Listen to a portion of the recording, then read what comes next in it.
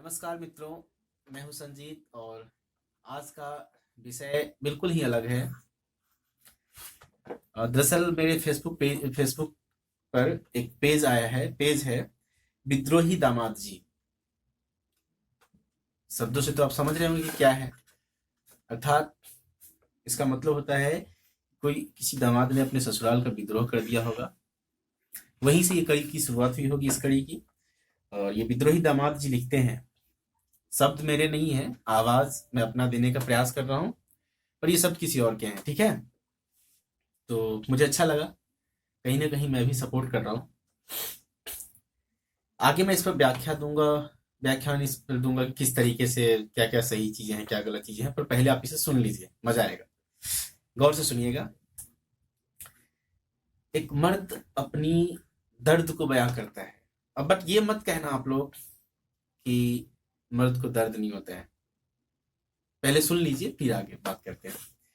तो भाई साहब दर्द बयां करते हैं ऐसे कि सोचो एक मर्द ने कितना दर्द पाया है।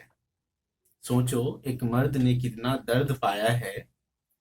स्त्री पर हाथ उठाया तो बेदर्द कहलाया है। स्त्री पर हाथ उठाया तो बेदर्द कहलाया है, और ना उठाया तो नामर्द कहलाया है। मगर इल्जाम सिर्फ पुरुषों पर ही आया है। ये बात बिल्कुल सही है। समाज में दो तरह के लोग हैं, और ये दो तरह के लोग उसी व्यक्तित्व के अंदर में है।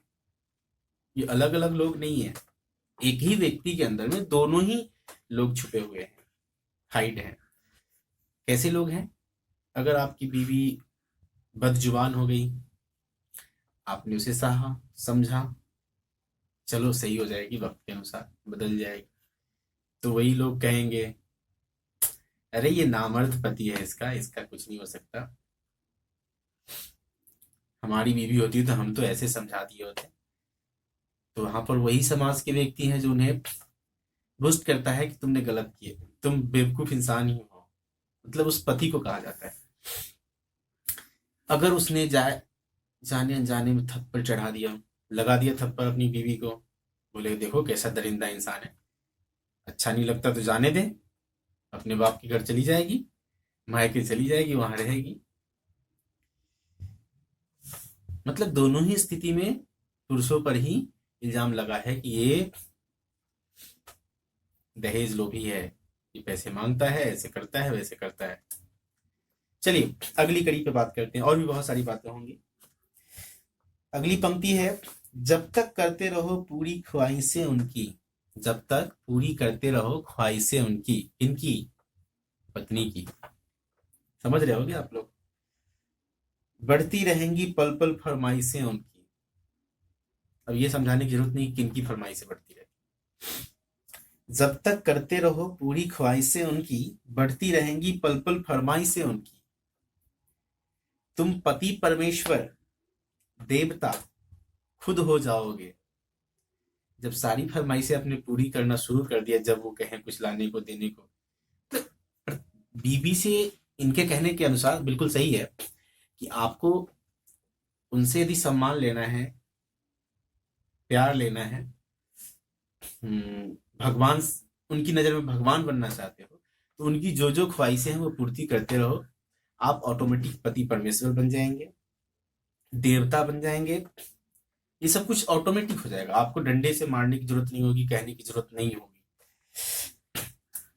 या एक छत के नीचे हर खुशी से जुदा हो जाओगे। इस लाइन को फिर से सुनिएगा। तुम पति परमेश्वर देवता खुद हो जाओगे, या एक छत के नीचे हर खुशी से जुदा हो जाओगे। फिर बात वही वाली आती है कि थप्पड़ नहीं उठाया तो नामर्द, और उठा दिया तो बदमाश तो कहलाओगे ही। ठीक है, उठा दिया तो बेदर्द, और नहीं उठाया तो नामर्द। मतलब अगर आपने सारी ख्वाहिशें पूरी कर दी, किसी दिन किसी के साथ भाग गई ना, तो फिर वही लोग कहेंगे दो सब कुछ ला ला करके आजादी कर दो, हुआ ना। और अगर ना देते तो फिर बात वहीं पर आके अटकती ना। वो वाली बात थी इसमें। अगली पंक्ति है, बचपन से जवानी तक तो बहुत सबल होते हो। कि बचपन से जवानी तक तो बहुत सबल होते हो, मगर जब आती है कोई जीवन में तो घुटनों के बल होते हो। अरे बाबा, सही बात है। मतलब बचपन से कहते हो कि मैं ये करूंगा वो करूंगा, बहुत मजबूत होते हो, आपकी आपके इरादे बहुत बुलंद होते हैं। जैसे ही किसी लड़की की आपके जीवन में एंट्री होती है, आना होता है, आप बहुत कमजोर, निष्ठुर, जैसे तैसे हो जाते हो, और आप सोचते हो कैसे भी झंझट से निकल जाए। बहुत मजा है इस लाइफ में, जियो इसे, फिर दोबारा नहीं मिलेगा। और फैसला करो कि कमजोर, लाचार और बेबस कौन है। कहते हैं विद्रोही दामाद जी कि फैसला करो कि बेबस, लाचार और बेबस, कमजोर, लाचार और बेबस कौन है। लड़की नहीं है, इनके कहने कथनानुसार। खुददारी से बोलने वाला आज किसी के आगे बस मौन है।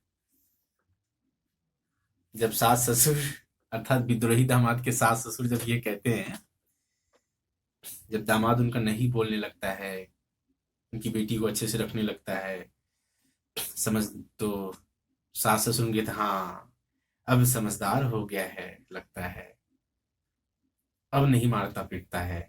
बेटी भी कि ना ना, अब तो कुछ नहीं करते, बिल्कुल, बाय गॉड कुछ नहीं कहते, अब तो बोलते ही नहीं है। तो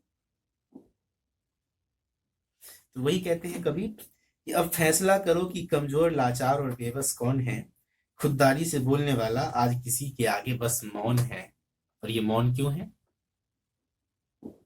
ये डर, यातनाएं, कई प्रकार का डर उन्हें सताता होगा, इसलिए वो बेबस है, लाचार है और मौन है, कमजोर है। अगली पंक्ति हम पढ़ते हैं। सबसे बड़ा उदाहरण तो बस सास बहू का दंगल है। सबसे बड़ा उदाहरण सास बहू का दंगल है। फिल्मों में सास ललिता पवार, ससुर एके हंगल है। ये एक अलग पंक्ति है। ये सास बहू वाले ताने बड़े अलग किस्म के होते हैं। बेटा तो बेचारे इसमें पिस जाता है, जो चालाक है वो निकल जाता है इसमें से। हर रोज सुनता है वो बस एक ही ताना। कौन? विद्रोही दामाद जी, जो दामाद बहुत अपने आप को करते हैं वो। हर रोज सुनता है वो बस एक ही ताना, शर्मा जी के जितना तुम भी तो कमाना। आप 200, 400, 500, 1000, 2000, 5000, 10 लाख शाम को कमा करके लेके आ जाओ, और आपकी तुलना शर्मा जी और वर्मा जी से जरूर की जाएगी, पड़ोसी से, अर्थात पड़ोसी से। वो कहेंगे माँ के पास जाओ, अर्थात विद्रोही दामाद जी जब अपनी माँ के पास जाते हैं, अच्छा ठीक है, सब बढ़िया है, आज काम कैसा चला? बढ़िया चला। अच्छा, थोड़ा और मेहनत करो उनकी तरह, वर्मा जी की तरह, शर्मा जी की तरह, सिंह जी की तरह, ऐसे ही कुछ उपमा देते हैं। पत्नी के पास जैसे ही जाओगे, सारी बात होने के बाद फिर बात वही। बेचारा दामाद जी तो उब गया है अपने जीवन से। अब अगली कड़ी है, उनकी बीबी नए नए हाल बदलती है। वर्मा जी की, उनकी बीबी नए नए हाल बदलती है, मेरे लिए कम से कम एक झुमका ही लाना। किसी का बेटा बनकर हर एक फर्ज निभाता है, श्रद्धापूर्वक ममता और दूध का कर्ज निभाता है। बनकर पति पत्नी और माँ दोनों को संभालता है, कभी माँ के ताने कभी पत्नी का उल्हाना पाता है। ऐसा भी होता है जीवन में। आप खूब माँ की सेवा करो, बहन की सेवा करो, पत्नी की सेवा करो, बच्चे की सेवा करो, अंत में यही मिलता है, तुमने क्या किया मेरे लिए? कुछ नहीं किया तुमने, है ना? तो इस कड़ी को मैं इस लाइंस को मैं फिर से पढ़ना चाहूंगा। उनकी बीवी नए नए हार बदलती है, मेरे लिए कम से कम एक झुमका ही मंगवा दो, ये झुमका ही लाना। किसी का बेटा बनकर हर एक फर्ज निभाता है, श्रद्धा पूर्वक ममता और दूध का कर्ज निभाता है। बनकर पत्नी, बनकर पति, पत्नी और माँ दोनों को संभालता है। कभी माँ को समझाता तो कभी पत्नी को समझाता, कभी बहन को समझाता, कभी खुद को समझाता, कभी माँ के ताने कभी पत्नी का उल्हाना पाता है। जब पत्नी के पास प्यार पाने के लिए जाता हो, एक लगाव प्राप्त करने के लिए, दोस्तों पुरुष जो है हर वक्त टूटते रहता है। आप शास्त्रों को पढ़ेंगे तो उसमें पाया गया, उसमें अर्धनारीश्वर का एक कहीं पर वर्णन किया हुआ है। अर्धनारीश्वर का मतलब बहुत ज्यादा कुछ होता है, लेकिन मैं आपको ये बता दूं कि पुरुष गंभीर नहीं होते हैं, स्त्रियां गंभीर होती हैं। पुरुष हमेशा चंचल होते हैं, उन्हें हर वक्त और ताउम्र एक स्त्री की आवश्यकता होती है, चाहे माँ के रूप में हो, बहन के रूप में हो, पत्नी के रूप में हो। हर मोड़ पे उन्हें मतलब सपोर्ट चाहिए उनसे। तो जब माँ के पास हो जाता है तो माँ उल्हाने देती है, तुम्हारी बीवी ऐसे करती है, तुम्हारी बीवी ऐसी है, तुम्हारी ऐसे बहुत सारी बातें कहती हैं। माँ बेचारा सुन के आता है कि अरे ये तो माँ है, सच में तकलीफ दी हो। अब ये जाता है अपनी पत्नी के पास, क्यों बोला तुमने ऐसा, तो वो रोना शुरू कर देती है।